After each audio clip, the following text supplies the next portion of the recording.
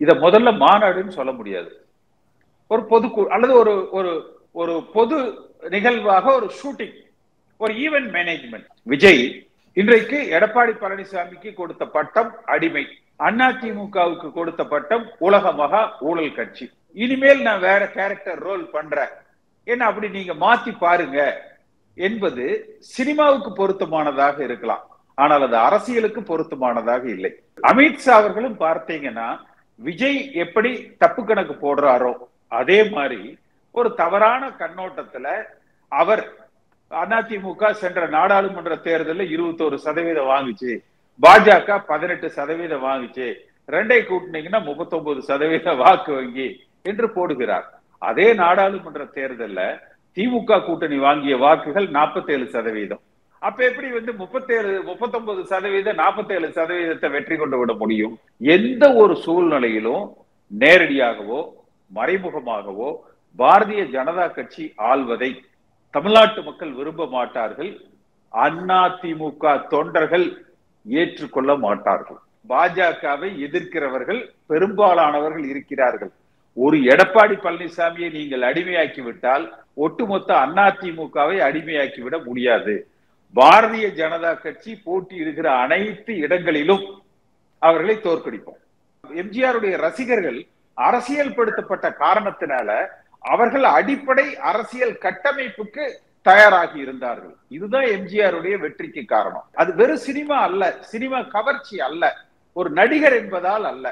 அரண்சை நேயர்களுக்கு வணக்கம். நான் மதன் அறிவுலகன். இன்று நமது சிறப்பு விருந்தினர் KC பழனிசாமி அவர்கள், முன்னாள் நாடாளுமன்ற உறுப்பினர். நிறைய விஷயங்கள் விவாதிக்க இருக்கிறோம், அவரை வரவேற்கலாம். ஐயா வணக்கம்.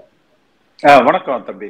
சமீபத்தில் நடந்த TVK மாநாடு, அதுல விஜய் பேசியது ஒட்டி பல்வேறு சர்ச்சைகள் விவாதங்கள்லாம் போயிட்டு இருக்குது.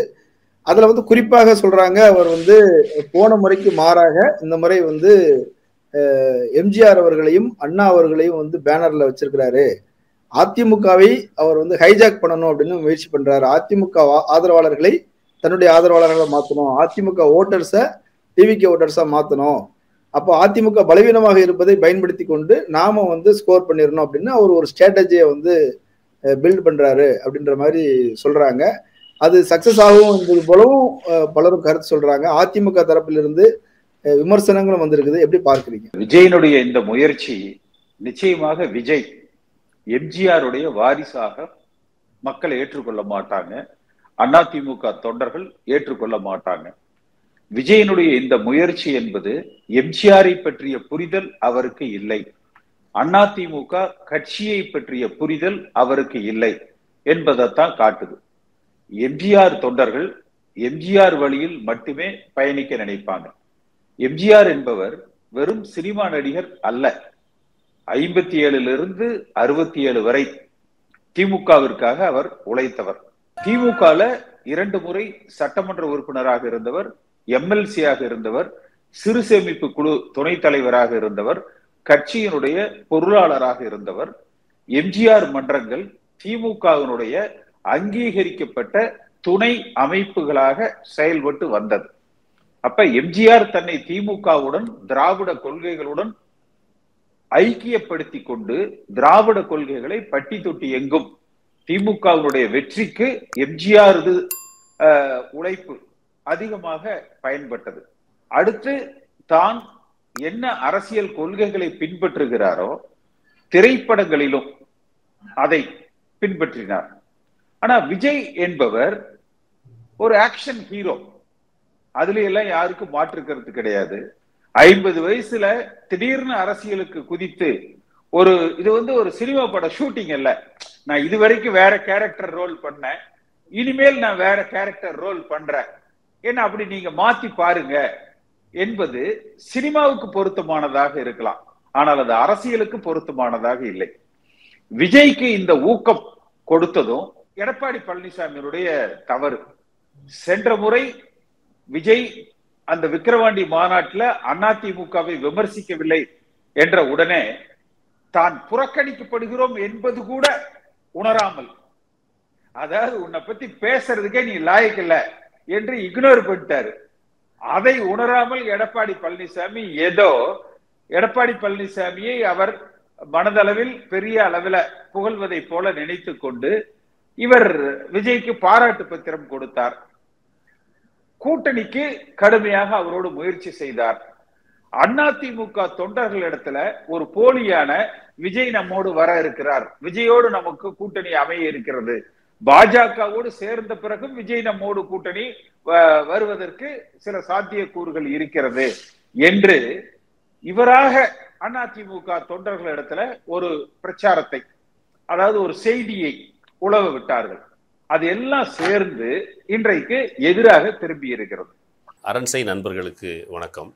அரண்சை ஊடகம் சுயேட்சையாக இயங்குவதற்காகவே உருவாக்கப்பட்டது. நாம் செய்கிற வேலை உண்மையிலேயே மக்களுக்காக செய்கிறோம் என்பதை நீங்கள் நம்பினால், வாய்ப்பு இருந்தால் இந்த ரேசர் பே கியூஆர் கோடுக்குள்ளே நீங்கள் அதை ஸ்கேன் பண்ணி எங்களுக்கு உங்களால் இயன்றதை விருப்பம் இருந்தால் ஆதரவு தெரிவிக்கலாம். விஜய் இன்றைக்கு எடப்பாடி பழனிசாமிக்கு கொடுத்த பட்டம் அடிமை, அதிமுகவுக்கு கொடுத்த பட்டம் உலக மகா ஊழல் கட்சி.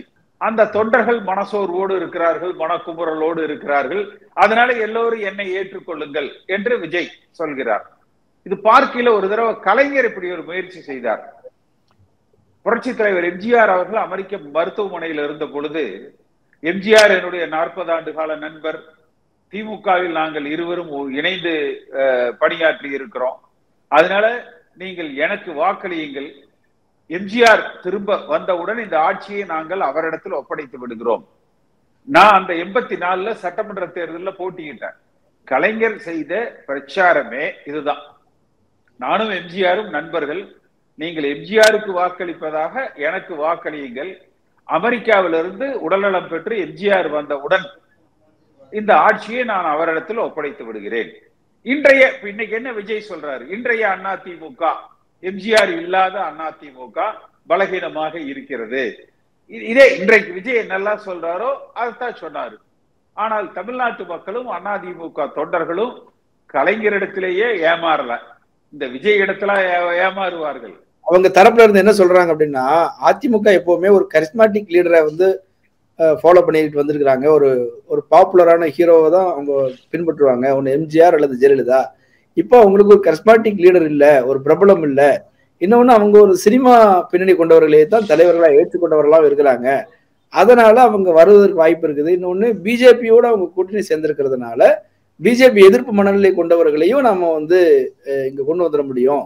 அதன் மூலமாக 2026 ஆட்சியை பிடித்து விட முடியும் என்பது போல அவர் சொல்றாரு. அறிவழகன் ரொம்ப விஷயம் தெரிந்தவர். உங்களுக்கு திராவிட சித்தாந்தத்தை நான் அதிகமாக விளக்க வேண்டியது இல்லை, ஏன்னா நீங்களே அதுல ஓரளவுக்கு தெரிந்து வைத்திருக்கிறீங்க. எம்ஜிஆர் என்பவர் வெறும் சினிமா நடிகராக கமலஹாசனை போல, சரத்குமாரை போல கட்சி தொடங்கியவர் அல்ல. எம்ஜிஆர் என்பவர் திராவிட கொள்கைகள்ல எம்ஜிஆர் முன்னெடுத்தது 3 விஷயங்கள். அந்த எம்ஜிஆர் மன்றங்கள் என்று தன்னுடைய அபிமானிகளை ஒன்று திரட்டி அரசியலுக்கு அவர்களை தயார்படுத்தி கொண்டு வந்தார். இது ஒன்று எம்ஜிஆருடைய பலம். அடுத்து சித்தாந்த அரசியலை, திராவிட கோட்பாடுகளை, திராவிட கொள்கைகளை அவர் முன்னெடுத்தார். அது வெறும் சினிமா கவர்ச்சி அல்ல. அந்த இடத்துல எம்ஜிஆர் முன்னெடுத்தது திராவிட சித்தாந்தங்கள். திமுகவினுடைய குடும்ப ஆட்சி இல்லை, லஞ்சம் ஊழல் இல்லை. ஆனால் திமுகவும் அதிமுகவும் இரட்டை குழல் துப்பாக்கிகளாக திராவிட கொள்கைகளில், திராவிட சித்தாந்தங்களில் பயணிக்கும் என்கிற அந்த சித்தாந்த அரசியலை எம்ஜிஆர் முன்னெடுத்தார். தன்னுடைய அபிமானிகளை அரசியல் படுத்தினார். மக்கள் மனதுல ஒரு நல் அபிப்பிராயத்தை அவர் உருவாக்கி வைத்திருந்தார். அப்ப இந்த 3ம் சேர்ந்துதான் அப்புறம் அந்த கட்சியினுடைய அந்த எம்ஜிஆருடைய ரசிகர்கள் அரசியல் படுத்தப்பட்ட காரணத்தினால அவர்கள் அடிப்படை அரசியல் கட்டமைப்புக்கு தயாராகி இருந்தார்கள். இதுதான் எம்ஜிஆருடைய வெற்றிக்கு காரணம். அதே போல அது வெறும் சினிமா அல்ல, சினிமா கவர்ச்சி அல்ல, ஒரு நடிகர் என்பதால் அல்ல. ஜெயலலிதா அவர்கள் காலத்திலும் கூட ஜெயலலிதா அவர்களும் அதிமுகவுல கொள்கை பரப்பு செயலாளராக சேர்ந்து 82 புரட்சி தலைவர் எம்ஜிஆர் மறைவு வரை அவர் கொள்கை பரப்பு செயலாளராக பயணித்து, எம்ஜிஆர் மறைவுக்கு பிறகு ஜே என்று அணிகள் பிரிந்த பொழுது ஜே அணியில 27% வாக்குகளை பெற்று ஒரு எதிர்க்கட்சி தலைவராக அவர் உருவெடுத்து அதற்கு பின்பு அதிமுகவை ஒற்றுமைப்படுத்தி ஒருமுகப்படுத்தி இரட்டைலை சின்னத்தை மீட்டு ஒன்றுபட்ட அதிமுகவை உருவாக்கினார். அதிலையும் மக்கள் சக்தி, புதிதாக அரசியலுக்கு வரக்கூடிய இளம் பெண்கள், பெண்களது வாக்குகள், இத ஒரு புது சக்தியாக அந்த எம்ஜிஆருடைய அதிமுகவுக்குள் அவர்களை கொண்டு வந்தார், தன்னுடைய ஃபாலோவர்ஸாக கொண்டு வந்தார். அடுத்து திராவிட சித்தாந்தத்தில், அது குறிப்பா 2011க்கு பின்னால அந்த திராவிட கொள்கைகளில், அந்த சித்தாந்தத்தில் அவர் பயணித்தார். அதனாலதான் சமூக நீதி காத்த வீராங்கனை என்று தீகா திரு வீரமணி அவர்கள் பட்டம் கொடுத்தார்கள். மோடியா லேடியா என்கிற அளவுல அரசியல் களத்தை அமைத்து 2014ல தனித்து நின்று அதிமுகவை வெற்றி பெற செய்தார். 2016ல தனித்து நின்று வென்று ஆட்சி அமைத்தார். அப்ப அவரும் தனிப்பட்ட சினிமா கவர்ச்சியால் தலைவராயிட்டாரு அதிமுகவுக்கு, அதனால முதலமைச்சர் ஆகிவிட்டார் என்று விஜயை சார்ந்தவர்களோ நினைத்தால் அது தவறு. ஆனா இன்னைக்கு அதிமுக ரொம்ப பலவீனமா இருக்குது. அவங்களே அதே மேடையில பேசும்போது எம்ஜிஆர் காலத்து அதிமுக இப்போ இல்ல, மேடம் ஜெயலலிதா காலத்து அதிமுக இப்போ இல்ல, இப்போ இருக்கிற அதிமுக ஒரு அடிமை அதிமுக. அவர்கள் பிஜேபியோட கூட்டணி வச்சிருக்கிறவங்க, பிளவுவாத சக்திகளோட கூட்டணி வச்சிருக்கிறவங்க, மாநில உரிமையை பறிக்கிறவர்களோடு கூட்டணி வச்சிருக்கிறாங்க. அப்ப அப்படின்னும் போது தனக்கு ஒரு வாய்ப்பு இருக்குது அப்படின்னு நினைக்கிறாரு. அதிமுக ஓட்டு வருதா வரலையா என்பதை தாண்டி அவர் எல்லாருடைய ஓட்டையுமே பிரிக்கிறதுக்கு வாய்ப்பு இருக்குது. அவர்கிட்ட இளைஞர்கள் பெரிய அளவுல இருக்கிறாங்க. ஒரு 18 வயதுல இருந்து 30-40 வயது இளைஞர்கள் எல்லாம் பெரிய அளவுல அவர் பின்னாடி திரண்டு இருக்கிறாங்க. அந்த கூட்டத்தை பார்க்கும்போது அதுல 1.5 லட்சம் ஷேர் போட்டிருந்தாங்கன்னு சொல்றாங்க. கிட்டத்தட்ட ஒரு 2 லட்சம் பேருக்கு மேல 2 லட்சம் பேருக்கு மேல வந்திருப்பாங்க அப்படின்றது மாதிரி ஒரு தோராயமான கணக்கு சொல்றாங்க. இவ்வளவு பெரிய படை அவர் பின்னாடி இருக்குது, படை பரிவாரத்தோட வந்திருக்கிற அப்படின்னும் போது ஒரு ஆல்டர்னேட் ஃபோர்ஸ் அப்படின்ற மாதிரி ஒரு பிரைமரி ஃபோர்ஸாவே நான் வருவேன் அப்படின்னு ஒரு காங்கிரீட்டா சொல்ற அளவுக்கு ஒரு சூழல் இருக்குதா? 2 லட்சம் பேர் அவருடைய ஃபாலோவர்ஸ்னா, இப்ப அதிமுக தொண்டர்கள் பாத்தீங்கன்னா எங்கிட்ட தொடர்புல இருக்கிறவங்க 2 லட்சம் பேர் இருக்கிறாங்க. உங்களுக்கு தமிழ்நாடு முழுக்க வார்டு வாரியா, அவங்க தொலைபேசி எண் வாரியா, ஓட்டர் லிஸ்ட் வாரியா என்னால கொடுக்க முடியும். என்னோட தொடர்ந்து தொடர்புல இருந்து கொண்டு இருக்கிறவர்கள்.